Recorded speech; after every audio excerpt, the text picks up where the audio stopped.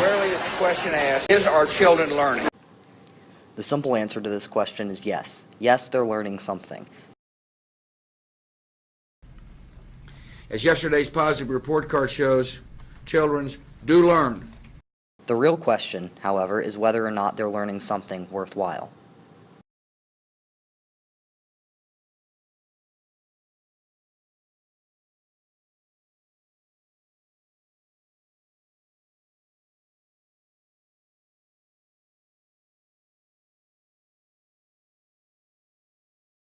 The first and most common definition of the term college prep is the core requirements of a high school education. Typically, this includes 4 years of English, 3 years of math, 3 years of science, and 3 years of social studies. However, as high school students ourselves, we can't help but wonder if our education system isn't working quite as well as it should. With the United States as the world's top spender on education, yet still only ranked as average on an international scale, combined with our soaring national debt, it would make sense to examine education to aid both our students and our economy. The proportion of American high school graduates who go to college has been consistently declining since 2014, and as of now is at the lowest figure in a decade. 65.9% of last year's public high school graduates enrolled in college this fall, leaving a shocking 34.1% who didn't. That means 34.1% of students falling out of the academic routine, losing access to counselors and scholarship resources, and making them substantially less likely to succeed in college should they choose to enter later down the road. Statistically, it can be expected that 12% of those never do. With 3 million seniors graduating each spring, that means 1,023,000 went through 4 years of college prep only to not attend college after high school, and 360,000 to never attend at all. Furthermore, 30% of college and university students drop out after their first year, either due to deciding college was not for them or to the difficulty of university curriculum. Now, remember those numbers because this is about to get a little bit more complicated. The United States spends $550 billion on education each year. Of that, approximately $12,605 is spent per high school student annually, thus $50,460 is spent for each student's high school career.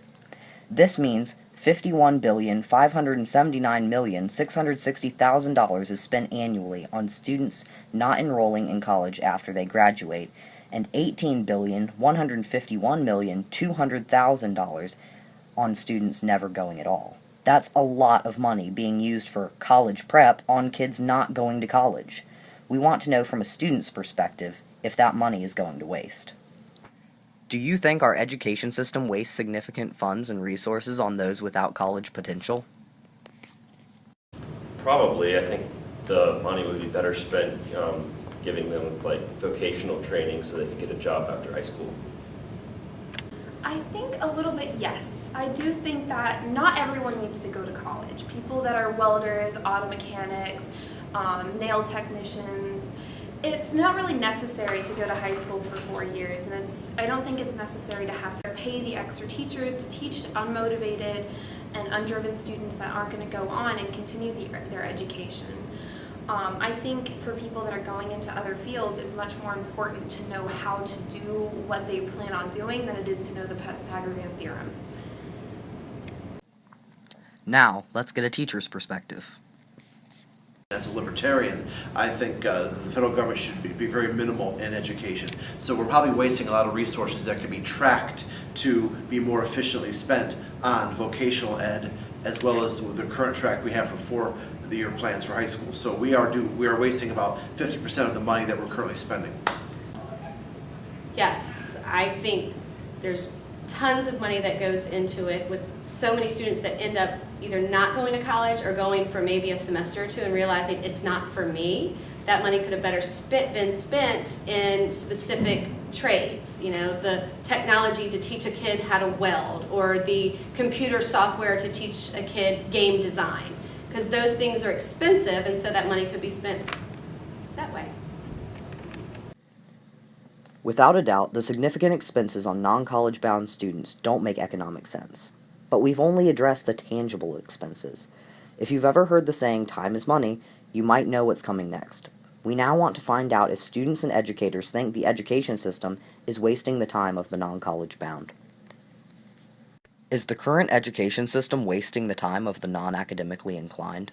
Most definitely, because I myself, I am very aggravated that there are certain classes they force me to take that I know for a fact I will never use at any point in my culinary career. And it's kind of a waste of my time, and it's a waste of money for me to be sitting here taking these classes if they're never going to be of use to me.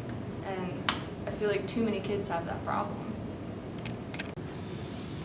I don't think so. I think that you find a job that you love and you'll never work a day in your life. And we got to expose kids to different things. And Grassfield's good about giving you a little bit of something to try, and then find something that your niche is in, and then you can go ahead and find a career in that. With the tech center and vocational training and shop classes, I feel like you can find a track. So I don't think we're wasting our time, but I don't think college is for everyone, and you should figure out what you want and then get trained or get schooled in it to be self-sufficient and be able to make money.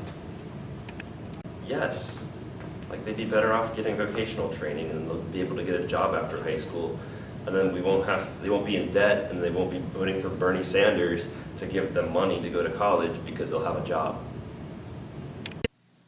In order to better education in the United States, it would be beneficial to find an ideally operating system with potential to work in the USA. Fortunately for us, we didn't have to look far. All around the world, the highest-ranking education systems differ from ours in many ways. However, among themselves are strikingly similar. To gain insight on a more efficient education system, we'll focus on the long-standing educational powerhouse, Germany. The German education system is essentially divided into two main components, trade and university preparatory school. Gymnasium is for students headed to college, and Hauptschule is for the bottom tier of students and aimed at trades and blue-collar jobs. By the age of 10, most students in Germany have been put in a track. At that point, educational professionals and teachers along with parents evaluate the student's academic achievement and potential to determine their secondary school. The concept of Hauptschule is the key difference between Germany and the United States, and with it lies the key to Germany's efficiency and overall educational success. Instead of going to high school and learning university prep, students attending Hauptschule spend their high school years learning a trade and partaking in relevant apprenticeships. This way, trade-bound kids can enter the workforce earlier instead of being required to finish 4 years of college prep and then paying to learn a trade after. This delays their entry into the workforce and financially discourages them from doing so. Work, work, work, work, work. Not only would this provide more catered education to trade-bound students, but it would also create great economic relief. The average cost of a trade school education is $33,000. While the average cost of a high school university preparatory education is $50,460.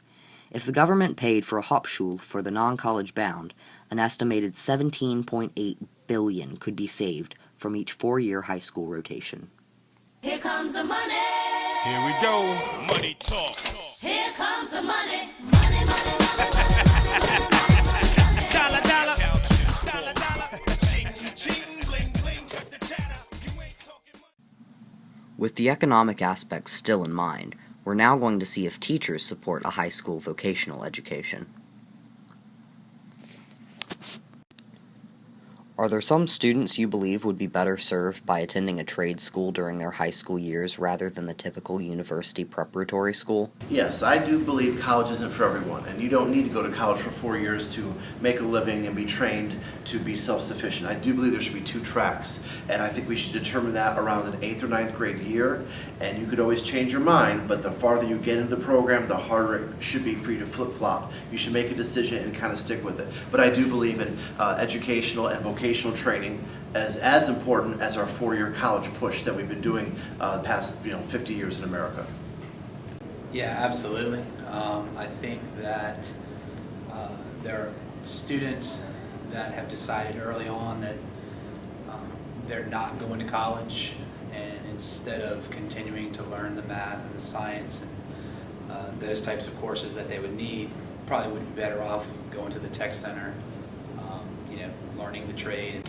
Definitely. There's kids who just want to learn one particular thing. Like right now I have students who want to learn how to create websites. Those kids aren't the ones who are going to thrive in an English class or a science class at a university. As a business teacher, as a career and technical teacher, there are definitely students who could benefit from one specific program that they're interested in instead of wasting, like you said, time and resources at a university. As it's been pointed out, there are currently fragments of vocational training inside larger academic institutions in America. However, in Germany and many other countries of high educational ranking, these programs are unanimous and in completely separate buildings, meaning students set to attend trade school would learn solely trade-related subjects alongside other vocational students, and vice versa with academic students. So again, we set out to ask teachers their perspective. Why do you think it would be a good or bad idea to have college and trade-bound students in completely separate buildings? I think it's a good idea, and it goes back to the whole thing where each school system has its own vocational school. In fact, we have the Chesapeake Center for Science and Technology that is fighting to get students to go over there because Chesapeake is so pro-university bound, college bound, so their programs over there are falling. But we have the buildings already intact. Each city has a technical and career school for those kids that are vocational bound with all of the resources. But like going back to your funding question, they're probably not getting as much funding because they don't have as many students. Great idea because kids would not be distracted by other groups. Like the STEM Academy is a school within Grassfield. Maybe it should be separate buildings so there could be complete focus. Have a building to have all the equipment, the practicing of the air conditioner repair, the computers, the machine parts, and they would not be distracted by the kids who are going to be English teachers or professors, and just have the buildings focused. So when you're in that building, you know exactly what you're focusing on, no distractions, and make them much like Europe. Maybe that's why Europe is so efficient, and they're taking a lot of American jobs, because they're ahead of the curve when it comes to the education system, and we're still stuck in the 1940s and 50s. That might be a problem, and I would be very interested in looking into it and following that path. Though we've mainly focused on how this system would benefit the less academically inclined, we do believe such separation would greatly aid the more intellectual as well. Would it benefit your intelligent students if you did not have to cater to those with less college potential? I think so, because then you could go into more detail about certain things. There are a lot of things that you teach what you need for the masses to know. If you had the ability to go into more detail, those students obviously would get more out of it, and you could probably go at a slightly faster pace. So ultimately you would teach more material in greater depth. Do you feel you would receive more or better preparation for your post-high school goals if students with high academic potential were separated from those with low academic potential? Yeah, get the dumb people out of here so they don't hold us back. The main obstacle we've encountered with regards to separation of different levels of students is the potential social ramifications they may face if not exposed to an intellectually diverse atmosphere. However, after polling a statistically significant number of students, we found that approximately 82% felt that separation would not harm their social interactions. Furthermore, the poll suggests that a majority of students feel being educated around similarly minded peers would promote a more beneficial learning environment. The education system in the United States undoubtedly has a long way to go. Acknowledging that it needs change in order to better serve all students is the first step. However, with some of the most successful systems in the world proving compatible with our students and teachers, it is within reason that the United States of America could adopt and alter these systems in order to make America great again. You are now about to witness the strength of street knowledge.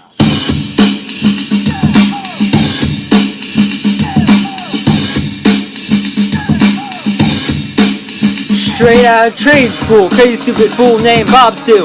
From the group known for its low IQ. I got smart now, I got job now. Give me a tool and I'll fix your car right now. You too, boy, if you came with me. Learn something that you'll actually use and you'll see. Why waste time? Learn useless crap about letters and numbers that no one cares about. Nerds start to succeed, they learn an indeed. Separate us and we might even take the lead. Going up in the rankings like that. With a system that looks like Germany's. The change is smooth. America, it's time to make a move. Here's an ideal that might look daunting to even those like Stephen Hawking. IQ segregation is the tool. Don't go SJW like a fool. Let's look at the US economy. We're dropping money on school daily and weekly, monthly, and yearly. Spending billions on education poorly. Then I'm down with the capital VHS, learning more than the rest. So when you go to school, I hope you best of luck, cause regular school sure does suck. America, try out Hop School, cause for me, boy, I'm coming straight out of trade school.